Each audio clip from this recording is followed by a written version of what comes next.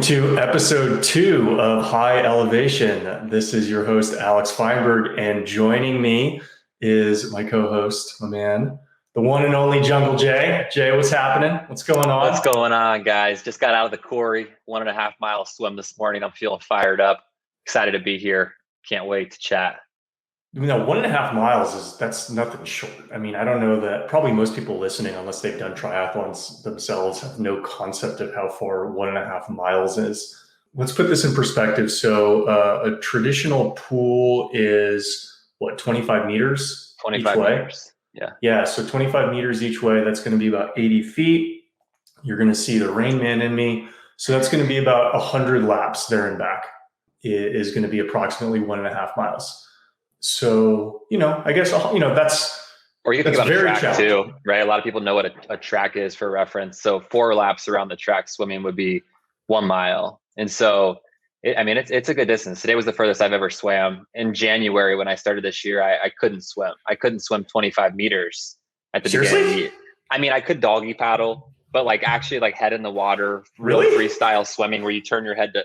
No, I never had swim coaching ever in my life, and I almost drowned. I almost drowned when I was 16, Alex. I had a lot of fear around the water. Okay, give me some grace here. I can feel you making fun of me. I'm just kidding. But you can make fun of people that you give grace to. Those things aren't mutually exclusive. Literally, I couldn't swim 25 meters though at the beginning of the year, and now I'm swimming miles. It's unbelievable. It's really taught me how much you can develop yourself in any area of life if you really apply. You had good coaching, you apply, and you just show up consistently. In 6 months now, I'm swimming exponentially further than I was. So this is interesting. We tend to talk about good things on a podcast, but we're also pretty open about things that aren't so good in our lives. Perhaps there's a little bit of survivorship bias. Both of us, have online presences and businesses that are doing pretty well. So things need to go well for that to do well. And so it may seem weird to a listening audience. How come everything you guys try to do works? I think it's probably important for people to realize that not everything that we try to do, we go from 0 to hero in 6 to 12 months. But I think the mindset of constant improvement tends to be able to plow through setbacks that we have. What do you think about that? I totally agree, man. I really think that I think it comes down to application. It comes down to time on task. You know what I mean? And for me, I knew how bad of a swimmer I was specifically for swimming. And so I went all in. I've been swimming 4, 5, 6 times a week, every single week. And with that type of application, with that type of time on task, I think you're obviously going to be able to accelerate your process of growth quite exponentially. But man, I failed over and over and over again at the beginning of this process. You know what I mean? It wasn't like I just showed up and I just started learn how to swim. It was brutal, dude. The first few months, I hated it. Every single day I'd go to the pool day, I'd get so frustrated. I'd be smacking the water. I'd be getting so pissed. I would be panicking in the water.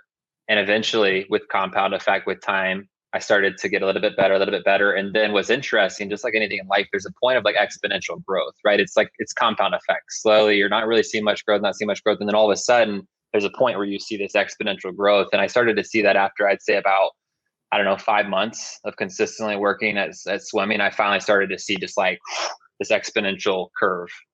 Man, there's a clip going around on Instagram right now where I was having this exact conversation with Mark Lobliner last week about how anytime you do something new, you need to understand that you're going to have almost no reward for your first 3 to 6 months. It's going to be nearly pure frustration with minimal dopamine. And most people quit during those first 3 to 6 months because every ounce of energy they invest yields 0 dopamine. And so they get frustrated and they stop. And you never accomplish anything good if you can't get through that 3 to 6 month period that precedes a hockey stick type growth. But once you've done it with one thing, you realize, this is what I call a dopaminergic flywheel. You get no dopamine, then you get a lot of dopamine, and then you can repeat the cycle and do it again. And that's how people who succeed at one thing can succeed at a second thing and a third thing and a fourth thing. And a lot of times people lose sight of the fact that winning and losing, winning 10 times is not that different than losing 10 times, because sometimes it depends on you simply winning once. And once you win one time, you realize you learn how to win. And once you learn how to win, it's a lot easier to repeat the process your second and third time. Totally. And I had the opportunity this year to do that twice, right? Public speaking and swimming. Those are my two biggest fears. I think I maybe mentioned that last week. Like my biggest fears going into this year were, number one, stepping on a stage in front of a big group of people, especially a group of people that I know and I'm friends with.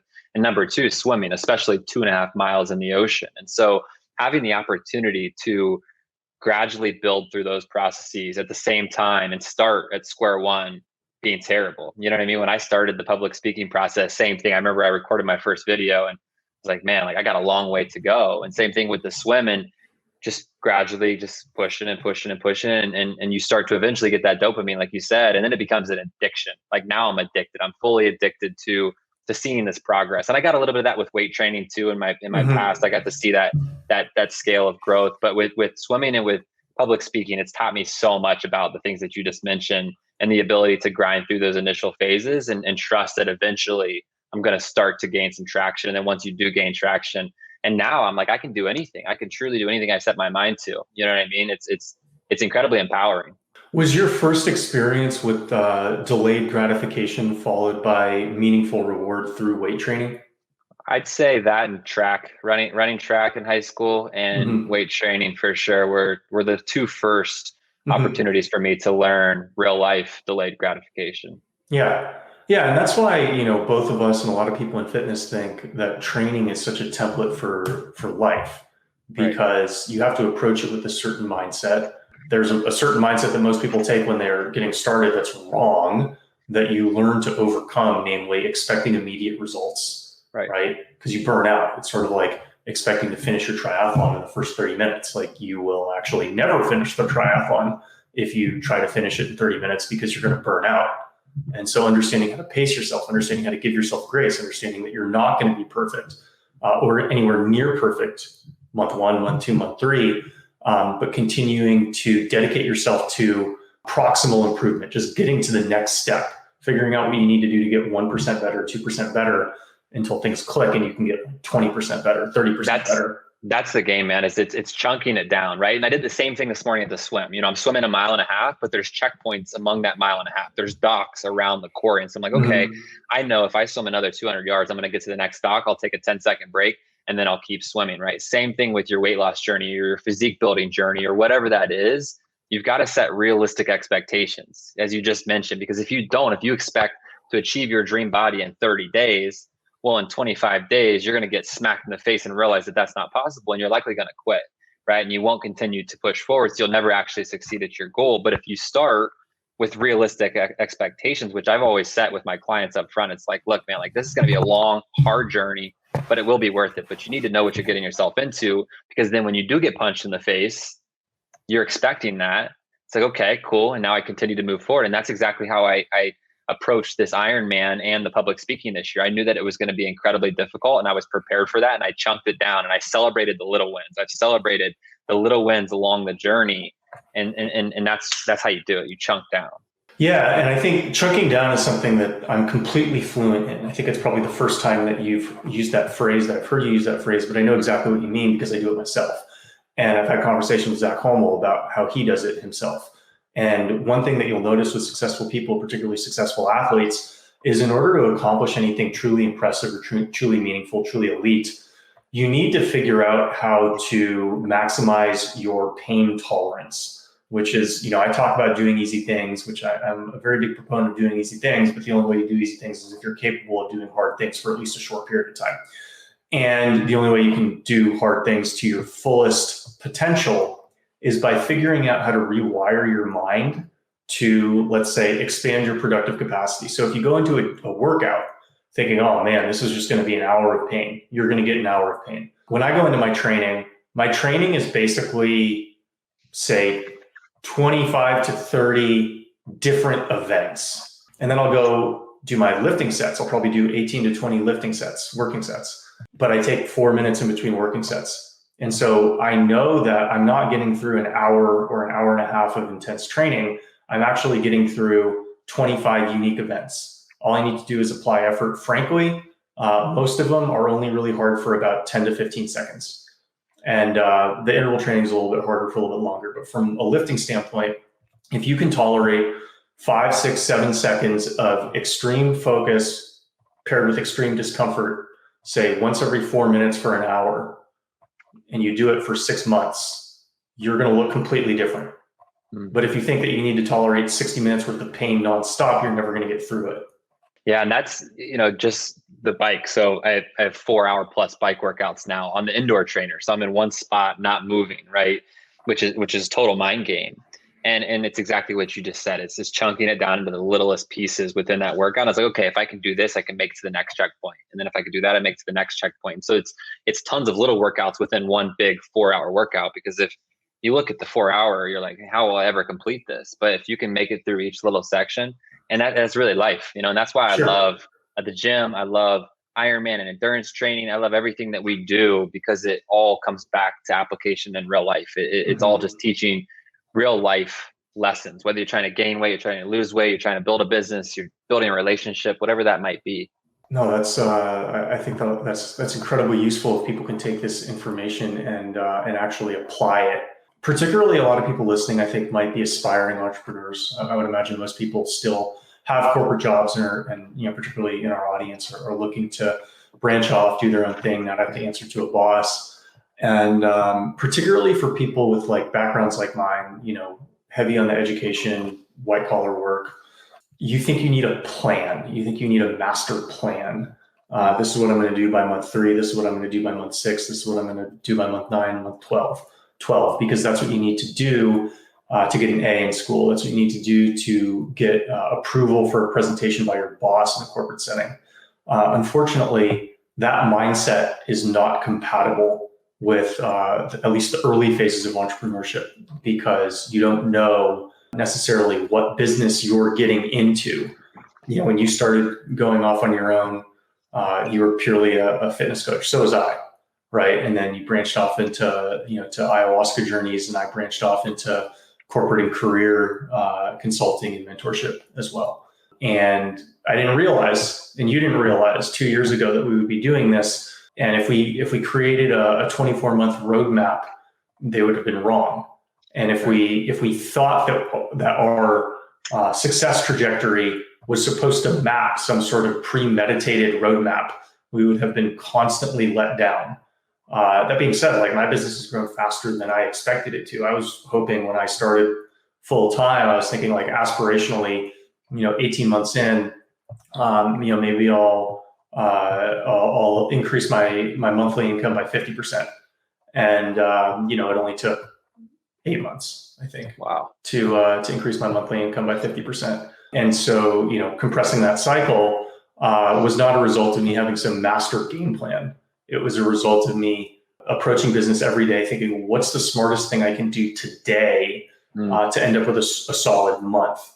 And then you do that day after day, month after month, and all of a sudden you're 50% higher than you were when you started the journey, even when you expected it to take over twice as long as it did. That's interesting. That's super interesting, because I was going to kind of provide an example of the total opposite. Okay. And in my experience, like going into business, my first year in business, I think I made $18,000 in total revenue. Mm-hmm. You know what I mean? Like the whole first 12 months, I brought in around like 18 grand.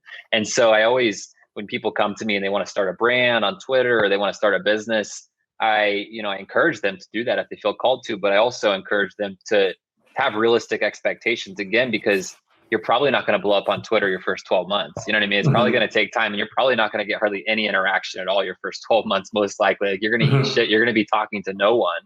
But if you buy into that long term, you're going to make it. But if you go into it with the expectation that 6 months from now, I'm going to have a huge Twitter following, I'll have 20,000 followers, I'm going to do this and that, maybe, but most likely not. And same thing with business. Like, it's probably going to take a couple of years to really build traction. Every business is different. Every situation's different.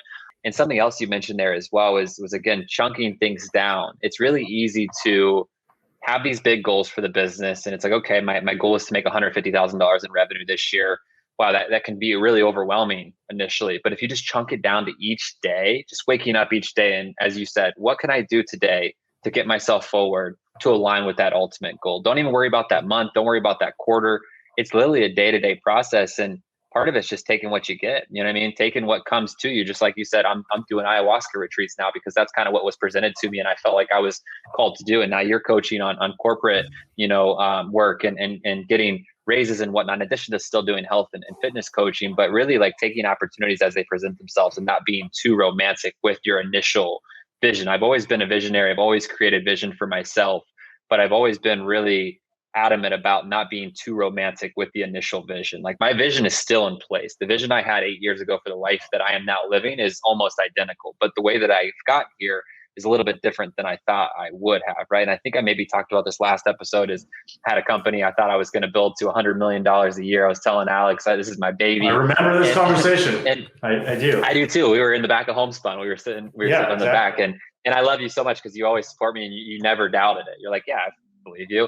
And again, I said this last week, I believe we could have done that, but I realized that wasn't the path. And so I was willing to make that pivot because it was clear that this is no longer the path for me to get to where I want to be.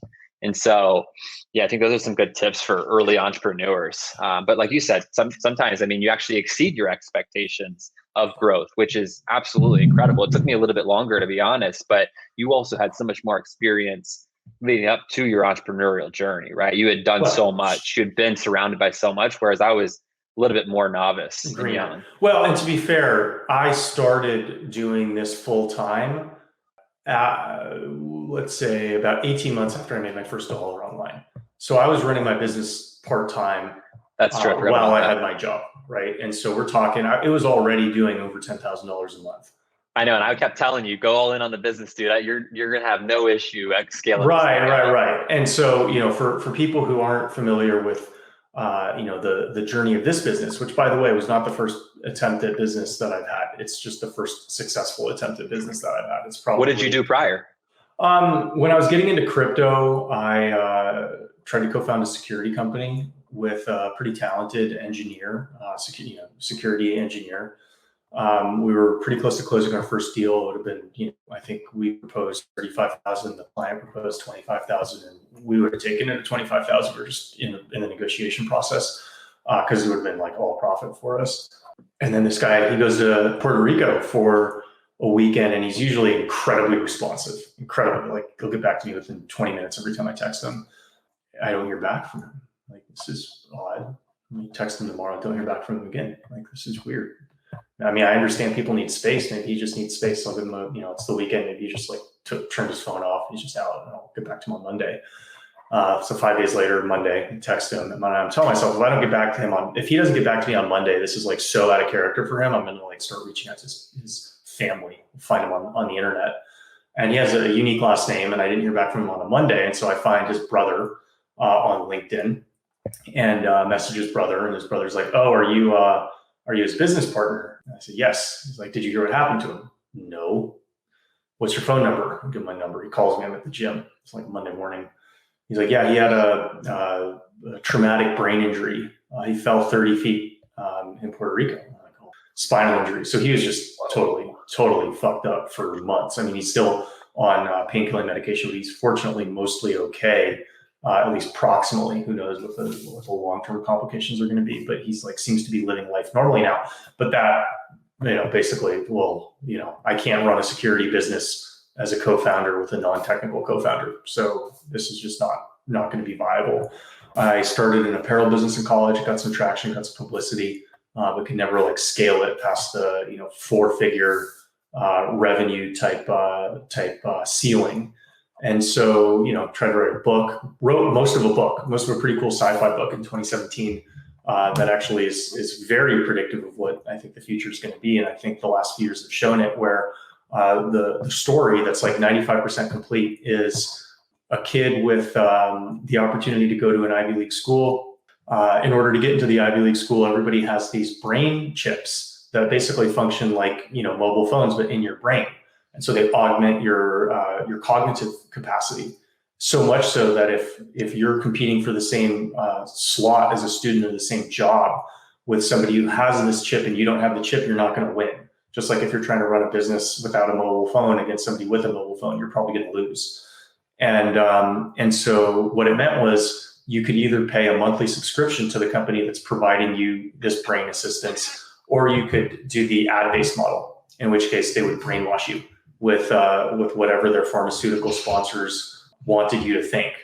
And so, it's a story of a poor kid who he wanted to get into college.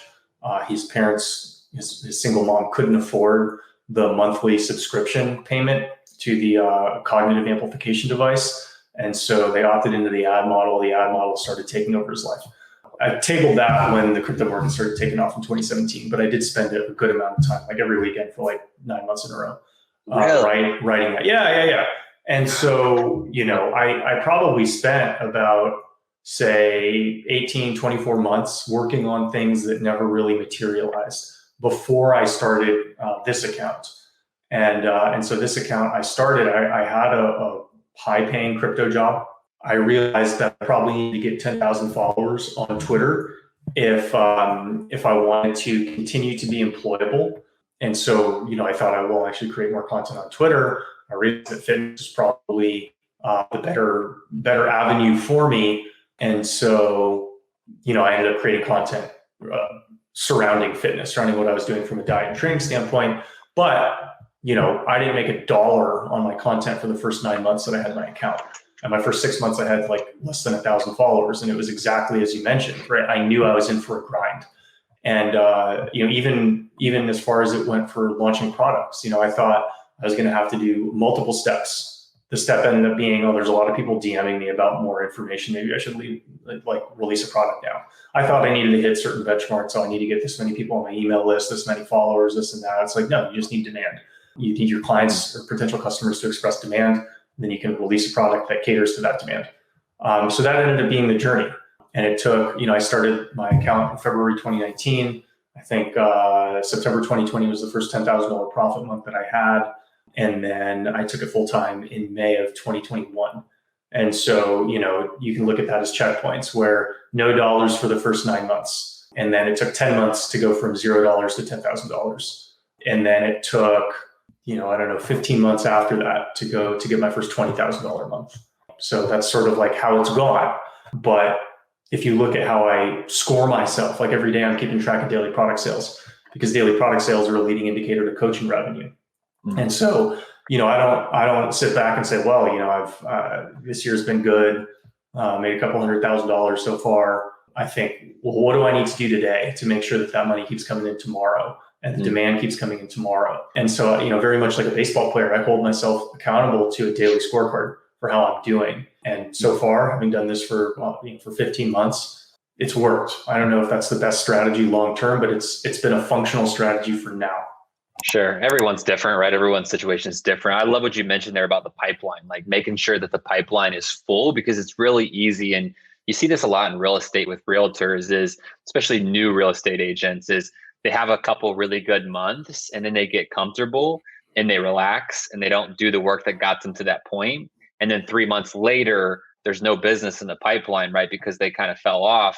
And now they're another 3 months out from being able to get more business going. Same thing with really kind of what you're doing with building a brand and with selling products and whatnot, is if you take your foot off the gas pedal because you're having a great month, well, then the next 2 months are going to be shitty. You know what I mean? And so I think on this topic, I like going down this topic. What would you recommend for, what are a couple key points, something you would recommend to yourself or someone early on in starting a Twitter platform, for example, right? And there's a lot of guys that are listening to this, gals as well, maybe, that are interested in starting to build a Twitter platform. Obviously, you've had a lot of success thus far. What would you recommend to people that are just getting started?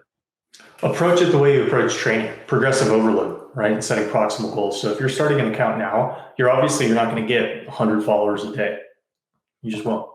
And so, but you might get 5 followers a day, right? And so you can create a goal, get 5 followers every day. Interact with people, do whatever I need to get 5 followers every day.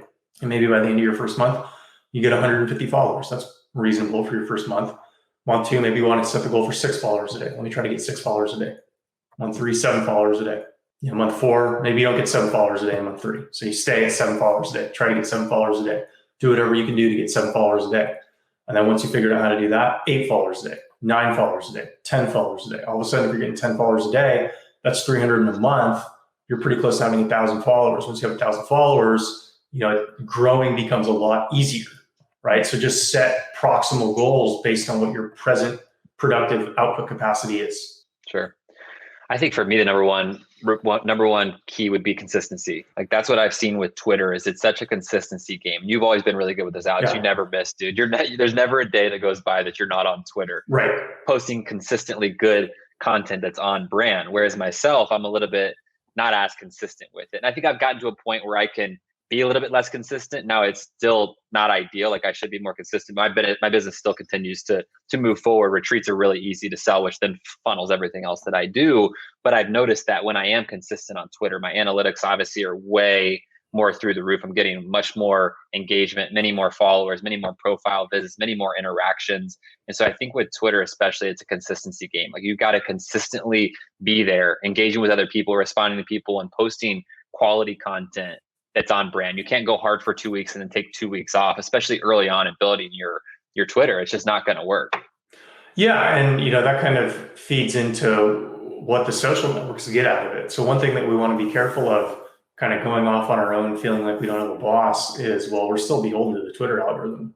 You're still beholden to the algorithm of every social media network that you post on, that you rely on for traffic.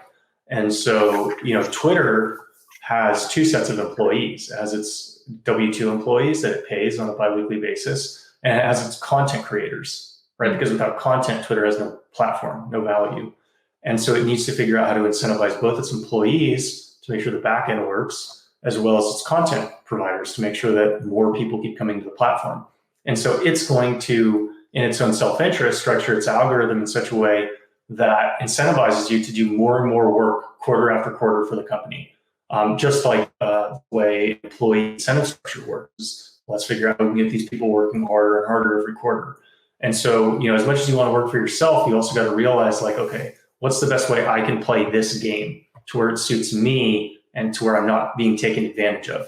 And, I think the ultimate realization is that there is no perfect way to do it, because the more consistent you are, yeah, you get rewarded by the platform, but you're also beholden to it, right? The less consistent you are, yeah, it's probably not as good for your business, but it should be better for your freedom. And so you want to see, and this isn't like day one, you shouldn't be worried about optimizing your time, but like by year 2, year 3, you can start asking yourself, like, what's the best bang for my buck? How much time do I really be wanting to be spending on this platform without losing my sanity or something like that? I don't really have a problem with losing my sanity on social media, because I'm pretty insane all the time. And I don't filter myself, so I don't have to pretend like I'm someone I'm not. But I realize I'm somewhat unique in that regard. Most people feel like they need to act a certain way in order to get a response that they think they need. And so that's a little bit a higher stress way of interacting, where if you look at what I say on Twitter, it's like a lot of shit that people might think in the back of their head, but would never, their brains aren't twisted enough to like formulate the second order effect and third order effect of the thing that they're halfway certain of, or I'm like fully certain of it and I've already thought through the implications of it. And then I can tweet something out and people think this guy's crazy, but I think he's right. But it's fully authentically you, Alex. Like, yeah. I know you in real life, and your Twitter it's exactly you in real life, but on Twitter in bite-sized chunks. And that's why you win so much on Twitter, is because you're not trying to be anyone that you're not. You're 100% authentically Alex Feinberg, and you've lived a really cool life up until this point, and you're living a really cool life now. And people love to follow that, right? People love to follow someone with a cool story. And so I think that's another really good recommendation for anyone that wants to start a Twitter or build a brand, is like, start off by living a cool life. Start doing cool shit with your life. Start learning cool things, acquiring new skill sets and talents, meeting cool people, because that's how you're going to build a brand. You can't fake that. You know what I mean? You can't fake having a cool life and being a cool person that people are attracted to. And so I think that's the biggest takeaway. And then from there, it's being authentic. Don't try to be someone that you're not. And one of the number one things I'm proud about with my social media is when people meet me in person, whether it's a retreat or it's Do Hard Things conference or it's some sort of in-person event, the number one thing people say to me is, you're just like you are online. You're the exact same guy that you are on Twitter. And I really take pride in that, because a lot of people aren't. Like, a lot of people with big followings even aren't like they are online in person.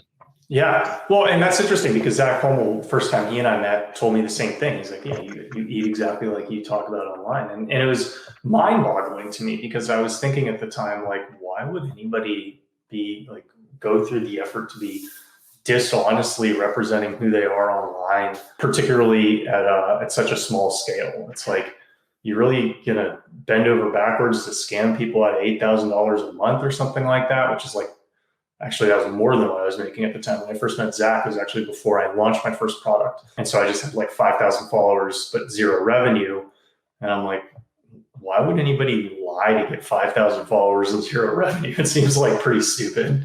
And, I guess a lot of people don't necessarily have the options that I had and that other people have. And so maybe scamming people into making $7,000 a month is like a good idea for some people. It just seemed mind-boggling for why somebody would do that. It's like these crack dealers, going out of their way to make $40 a day. It's like, you guys realize there's many more lucrative, legitimate paths to making that level of money.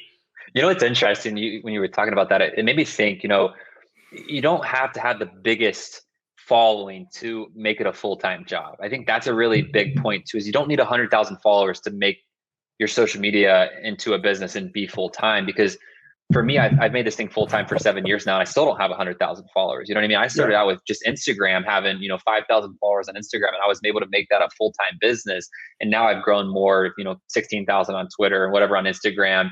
And obviously you're what, almost 50,000 now. Mm-hmm. But I believe that we're really good at leveraging the following that we have, building depth with them, giving a lot of free value, and then being able to create a full-time business out of even the smaller followings that we have. Because I would say, we probably generate more revenue and provide a lot more value than a lot of accounts that have multiple hundreds of thousands of followers on Twitter.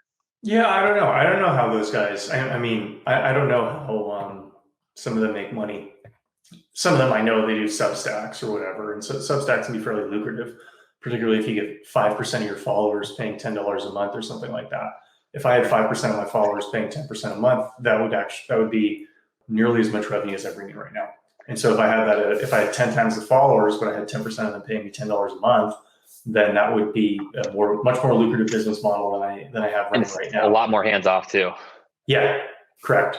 And so, I'm sure there's anomalies or people who run anon accounts, or it's some types of accounts don't lend themselves as easily to monetization, but like self-realization, self-improvement type accounts will, because the people follow it want something from you beyond like just laughs and dumb memes. And so I think that these accounts tend to be a little bit easier to monetize, but as far as you guys are concerned, if you're new starting out, like once I got to about 10,000 followers on Twitter, I was doing about 8,000 a month in profits. And Jay, I know you're well beyond that with not a ton more following. And so if you have engaged people and you have found a solution to a problem that they want to solve but have not, despite their best efforts, you tend to be able to create products and services around that. Yeah, and I'm sure there's a lot of guys following too that want to get into a similar industry that we're in, right? In the health and fitness and optimization industry. And you might be thinking, well, it's so oversaturated. There's so many people in that market, which there are. But don't worry about that. Like, don't let that stop you from going all in if you do feel called to start building a brand and eventually start building a business around helping people in the fitness and health industry. Because again, it goes back to the authenticity and the uniqueness of you, right? There could be 10 million coaches out there, but many someones are going to be attracted to you specifically. And then you will then be able to build a business around that. And so even if you are going into a market that is maybe incredibly oversaturated, like the industry that we're in, there's still a market there for you if you're good, right? It comes down to how good are you? How unique are you? How authentic are you? How good are you with your words? But if you are and you're qualified, then you're going to be able to build it. And how trustworthy you are, right? Because, what do almost all fitness influencers have in common is they're all in good shape and they can all tell you that you can lose fat following their methods, right? And so what I actually think the biggest hurdle is for people like buying fitness products or trying new things isn't so much the money, it's the concern, the fear of getting scammed. They don't want to be taken advantage of, and they don't want to feel like cheated, because I think a lot of the reasons why people fail to continue on their fitness journeys is they feel like their effort was wasted. They feel stupid. They feel like they're just throwing good effort after bad, throwing good money after bad. They don't want to keep doing it. And so the more unique you are, the more authentic you are, the more people can trust you, right? I look at some of the products I sell where, the testimonials were like insanely good, like unbelievably good. And so good that I'm thinking, well, 100% of my followers should buy this product. Why?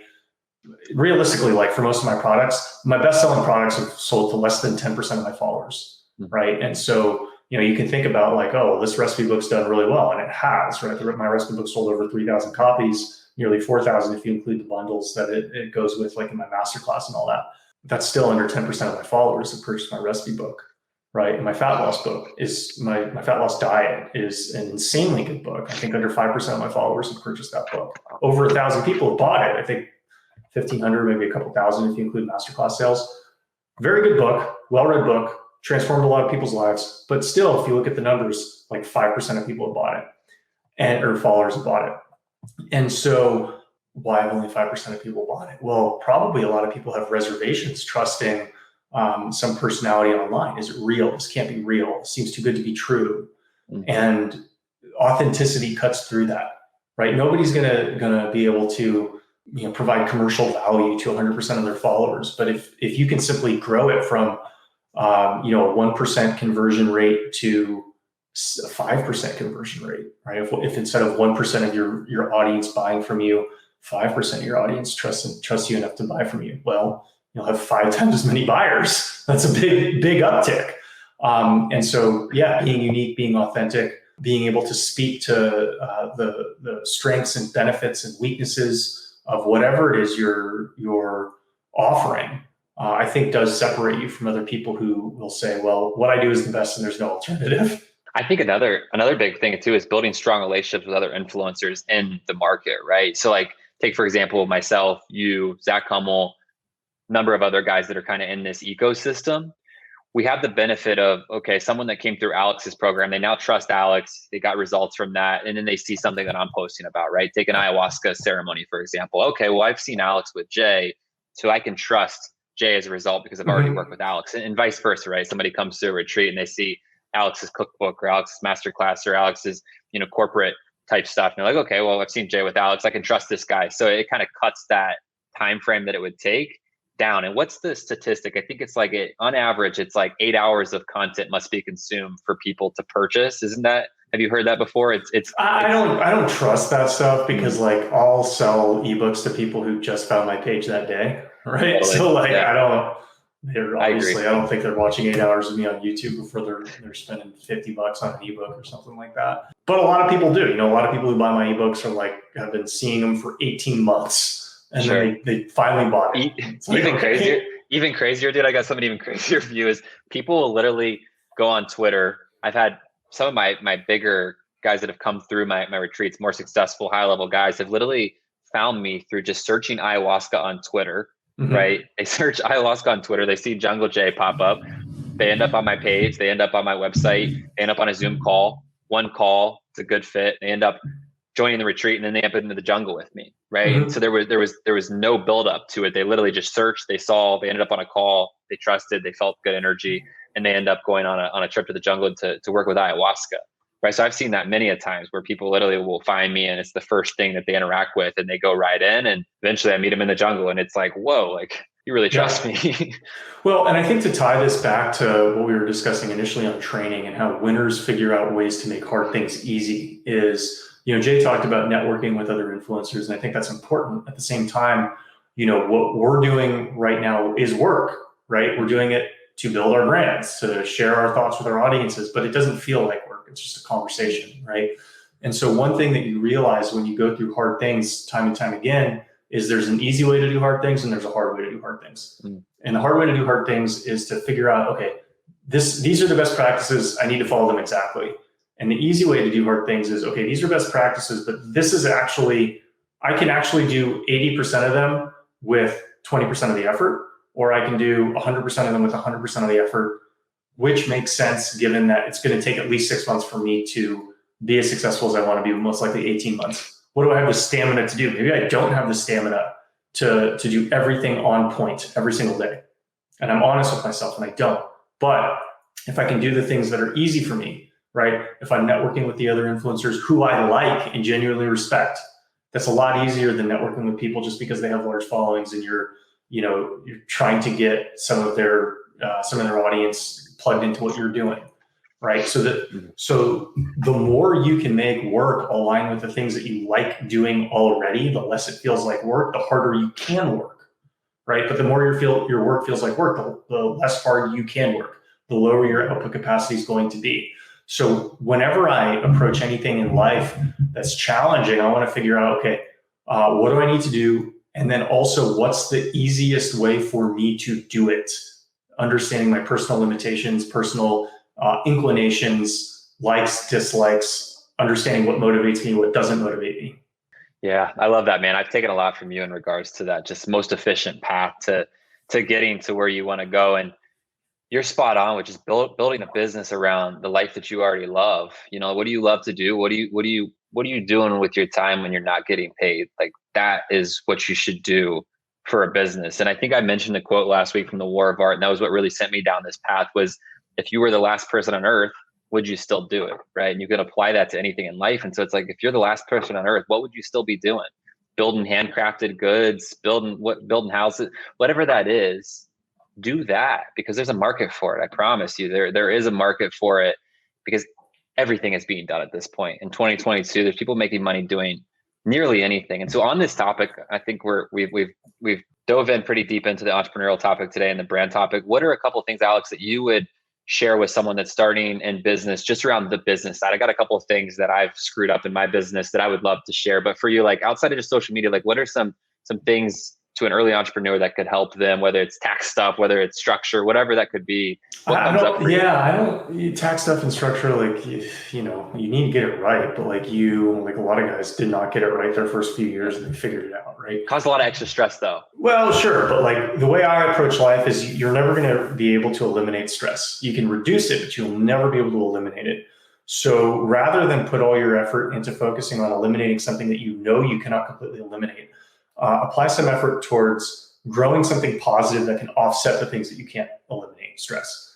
And so when you're growing a business, you want to have traffic, you want to have an audience, right? So the larger your traffic, the larger your audience, the more room you have for mistakes everywhere else. And you'll see this as a common theme in my life. How do I get good at a couple things so I can be bad at many things and get away with it? So the more traffic, more interest you have in what you do enables you to be less good at the other things. And then after you have an audience and traffic, the more revenue you can bring in, the more it can offset other things. And so, you know, one good example is like, if you're making comfortable money, you will not likely feel the urge to scam people, right? And so if you can figure out how to make $10,000 or $15,000 a month online, you're much less likely to put out offerings that you don't believe in, right? So the easiest way to be honest with people is to have a large following and have products and services that they want to buy that will pay you. And that's how life kind of works, is the better things are going, the easier it is for them to continue going well. The worse things are going, the easier it is for them to just go down the shitter.